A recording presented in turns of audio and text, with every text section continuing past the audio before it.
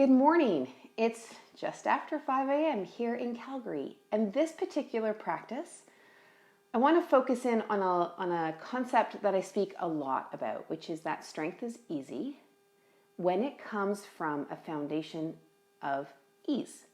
So that ease and strength, ease and power are not separate concepts necessarily, but that ease is the foundation that underlines strength and power. And when you can really build out ease, then your strength and power will come quite remarkably well. So this could be a surprising type of practice for you. We're going to be focusing initially on ease, starting to add in some strength, noticing where you want to add in inappropriate tension, and then just discover what happens all at the end. All right, so you're going to need a chair. I've turned my chair to face this way so my legs can easily slide on top of it. I also have a block, but you can use a roller for the next piece of it or a firm bolster. So whichever prop that you have will work. So let's come onto our backs. And you'll see how my legs are being supported by the chair. And some people call this constructive rest. Some people call it legs over chair. The idea here is that you have your legs are being supported by the chair, and the legs are like wooden telephone poles, and your pelvis is like some mud, and the wooden telephone poles are sinking into the mud. And so allow this awareness of your legs just really, really relaxing. This is so effective if you are a runner or a cyclist or someone like you're preparing for ski season and you use your legs a lot. This can be such an incredible position just to let your legs settle in. I remember my first discovery when I was working at a trade show on a cement floor, and at the end of the day, I put my legs over a chair and all of that strain went away.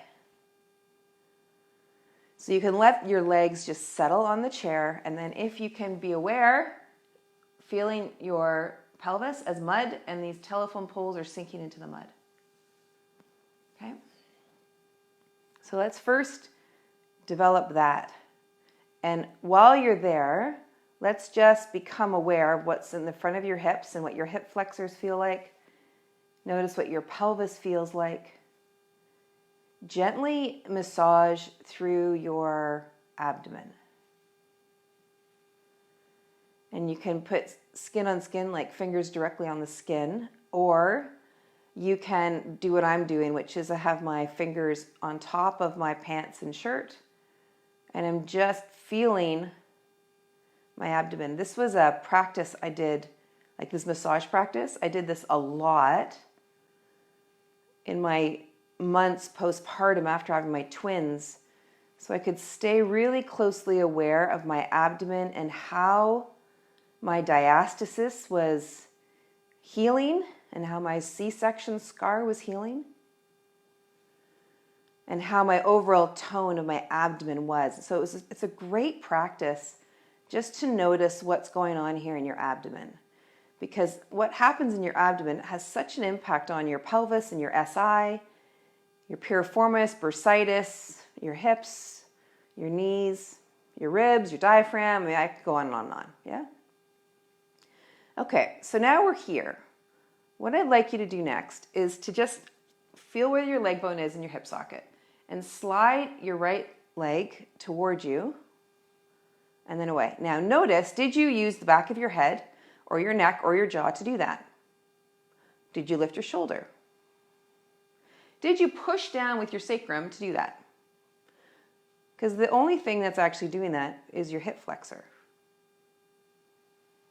Yeah? Okay, and then the other side. Notice if your pelvis wants to spin. Notice if you want to back bend, move your back into extension.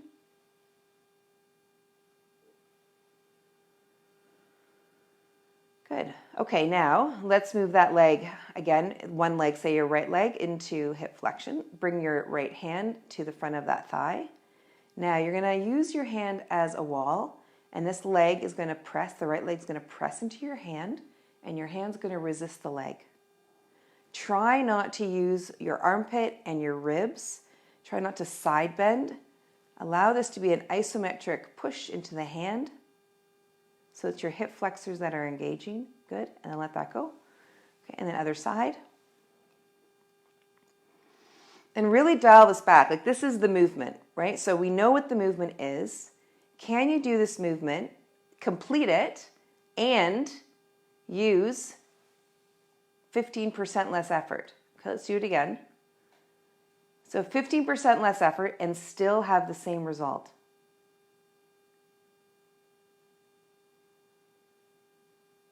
So that might mean if you're utilizing your face to do this, that you're relaxing through your face. That if you are overutilizing your shoulders or your neck, then you just stop doing that. So you're only going as far initially as you don't use that tension, and just allow that relaxation to guide you. Yeah? Okay, so now what we're going to do is we're going to lift the foot off the chair a little bit. Okay, good. And then bring that down. Okay, so we're just lifting from the knee. So we're extending from the knee and then bring it down. Okay, so now we're going to extend the knee a little bit and then also move the leg and hip flexion. So we've done a little bit of movement at the knee, a little bit of movement at the hip. Notice if your pelvis wobbled. Okay? So we don't need it to wobble. We don't need your rib cage to brace. And we don't need your jaw to get tight. Yeah? So just allow it to be super easy. And then move that leg bone in the hip socket. And maybe extend the knee just a little bit. Good, and then bring it down. All right, other side. So other side comes over.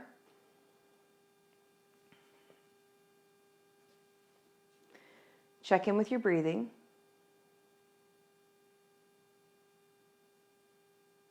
Okay, and let's do that one more time.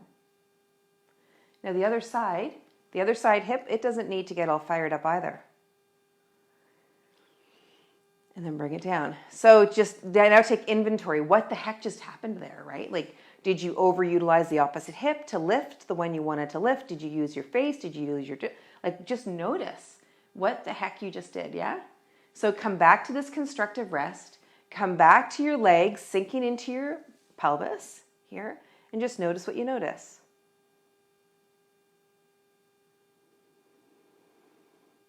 Okay, and then bring this leg back into hip flexion. Watch if you want to be pressing down with the opposite leg to do that. Place your hand on the front thigh and press that in. So this is a bit more load. Engaging through that hip flexor. Try not to push with your opposite leg. It's only about the side that you're actually, so this is my right side. It's only about the right side. It's not about pushing down with the left. That's extraneous tension that you don't actually need. And it might feel weird and hard to not actually do that, but here's the thing that happens. You're retraining, we're going to the other side now. You're retraining movement patterns so that you use the appropriate amount of effort that you need and not any extraneous tension. So then you can imagine where all that extraneous effort that you were previously using, where that goes, right? And what ends up happening is you start to see where so much of your energy goes and where a lot of your fatigue arises from, which is so awesome, because then you get to see that as you improve your movement, you get to improve your energy, you get to improve your ability, your vitality. Okay, one more time. And I'm going to get too overexcited about it. But it's true, like this is how the whole recovery process actually gives you energy and vitality and creativity, great, and better alignment. So we're going on the second side for the last time.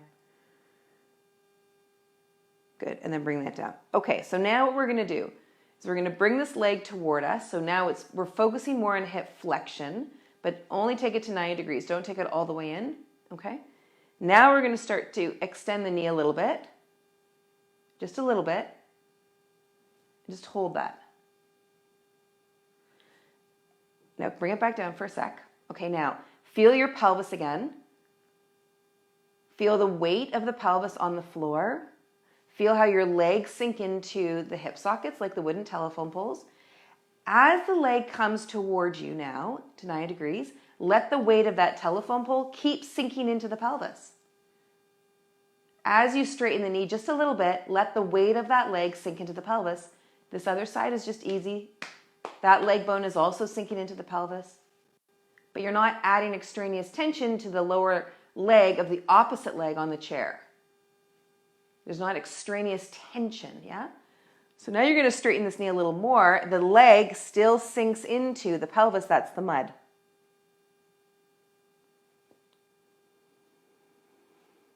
And then maybe you straighten a little bit more. The leg sinks into the pelvis, that's like mud.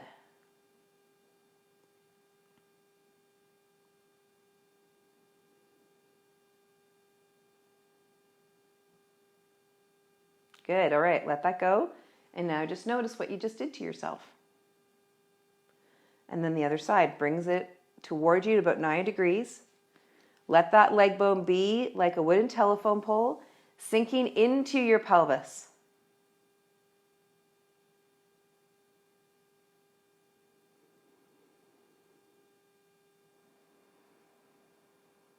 So your breathing is easy as you straighten the knee just a little bit, letting that leg bone sink into your pelvis. Maybe you straighten the knee a little bit more, letting that leg bone sink into the pelvis. Watch any gripping that starts to arise elsewhere. Allow that ease to be at the undercurrent of this gaining of strength through your leg, between the pelvis and the ribs.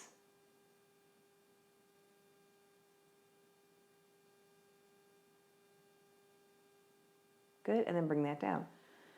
Okay, one more of these. So now you're going to bring the leg towards your belly a little bit. We're now back onto the first side, so my right side. And then we're going to straighten that knee a little bit. Let the weight of that telephone pole settle into your pelvis. Now rotate the leg bone out. So we're rotating the leg bone into external rotation. Now what we're going to do is slowly lower it towards the chair and then bring it back up. So the pelvis is staying still. And you're only moving as far as the leg bone. You can still feel the leg bone like a wooden telephone pole settling into the pelvis, that's mud. So you could probably go full distance, right? But if you did, you might extend through your back, you might grip through your ribs, you might grip through your jaw. Find the range of motion where you can actually do it, where the telephone pole is sinking into the mud. Soft eyes. Pay attention to the extraneous tension that comes into your system to do the movement, and back the movement off so that you still have this undercurrent of ease while you're getting the strength. Okay, good? Because this is a more loaded movement, yeah? All right, other side. Bring the leg in, 90 degrees, straighten through the knee a little bit. You don't need to go through the whole, I'm not fully extending, I'm just partly extending. So you don't need to go to your entire range. And then rotate that leg bone and then start to lower it and then raise it. Notice what wants to kick in. Now only going through the range of motion where you feel the thigh bone, the telephone pole, that thigh bone, settling into the mud. Really, really, really easy here. And it's also strengthening. But it's the undercurrent of ease that I'm really interested in teaching today, so that you can be aware of what contributes to the ease and then what pulls you out, and then come back to the ease and continue to train that pattern. Because as you train that pattern, that is what you're going to get more of. Okay, bring that leg down onto the chair. Okay, and then let the legs come off. And you can just let your legs rest out in front of you. Notice what you feel in your legs and your pelvis.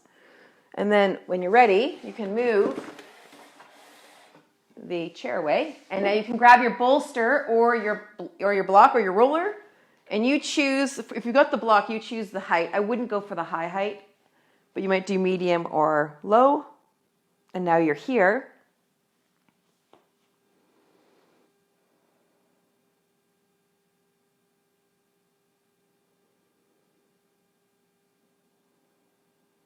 So you're in this little bit of a back bend with the bolster or the roller or the block underneath your pelvis, and just let your pelvis, let your sacrum settle into the prop that you're on. Feel your legs again.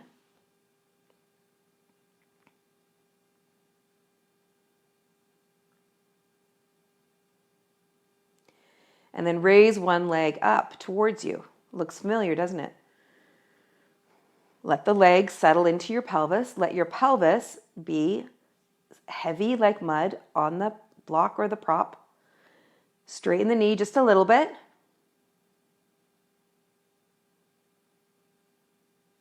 Rotate that leg bone. Now you can start to play the range of motion again. Watch what happens with the opposite leg. Notice where you want to find balance elsewhere in your body. And then find only the range of motion where you're totally at ease. Feel the response of your body. Same movement as you were doing on the chair. Notice if you want your leg to go over to the side. Feel what happens between your pelvis and your ribs. Watch that the leg bone is still in external rotation. Good. Unrotate it and then come down. Good. Other side. Lift it up. Straighten through that knee a little bit. Rotate that leg bone. Now find that movement of extension and flexion through that hip with an externally rotated leg. Pelvis stays steady on the block. Notice what goes on in your ribs and your shoulder and your neck and your face. Watch if this leg wants to slide out. So find the range. Find the range where it's just that leg bone doing the movement. Pelvis is steady. Body is more at ease. You don't need to go into a big range to train this.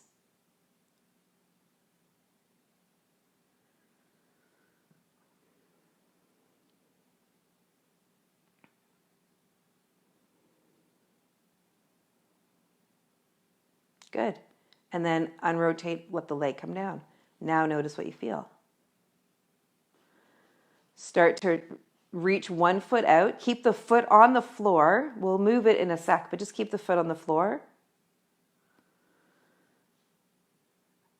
Good. And then bring it back up. And then other side. Now, as you move the leg out, pay attention to what's going on in your pelvis.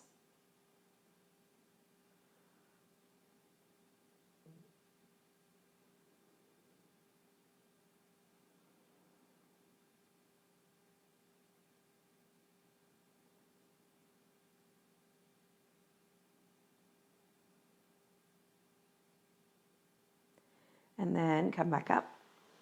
Okay, now we can take that leg out. Pay attention to the pelvis. Think about it again as mud. And your telephone pole is moving away, but you're still connected between mud and pole. And maybe you even take the leg straight. But you decide here about what you do there. Because as you take it away, the foot stays on the floor. Then as the foot begins to dorsiflex, then your knee might be able to straighten and your hip might be able to extend. Pay attention to the connection between your foot, your knee, and your hip.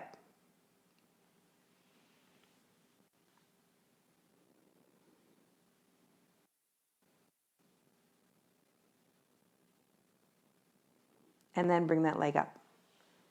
All right, good. And then the other side. And the whole time, I mean, what becomes super fun, if you're a nerd like me when it comes to this stuff, is that you just notice where else you're holding tension and then allow yourself to just go in the range where that doesn't happen. That's the movement pattern that you're training. And it's why people can gain strength so quickly. Okay, and if it makes sense, start to dorsiflex the ankle, which will then enable you to go a bit more through the hip and the knee. But notice what goes on with your pelvis, your ribs, your jaw, your face, your eyes. And then just move in the range that actually works for you.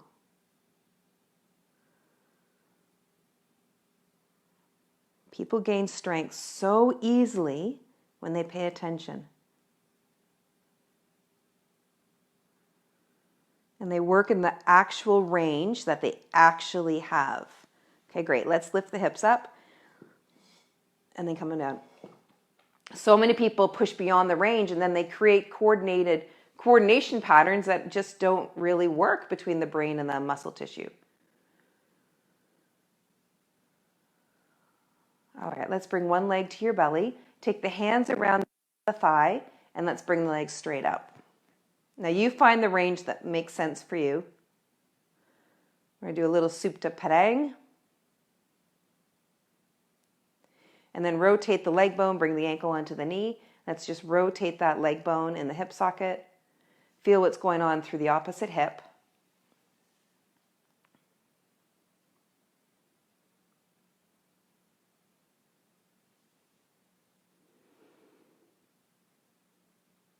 Good. And then up you come with the leg. Bring it down, other side. So leg comes in, hands behind the thigh, leg comes up to the sky. And then rotate, and then bring the leg down. And then when you're ready, rotate if you want. Just pay attention to what's going on through your body.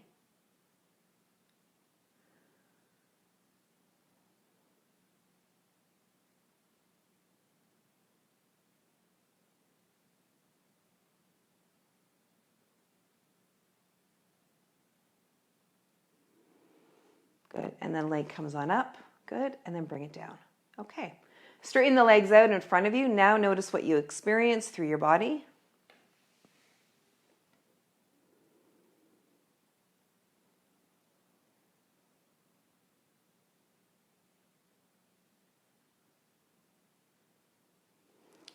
And then when you're ready, roll on over and then come on up.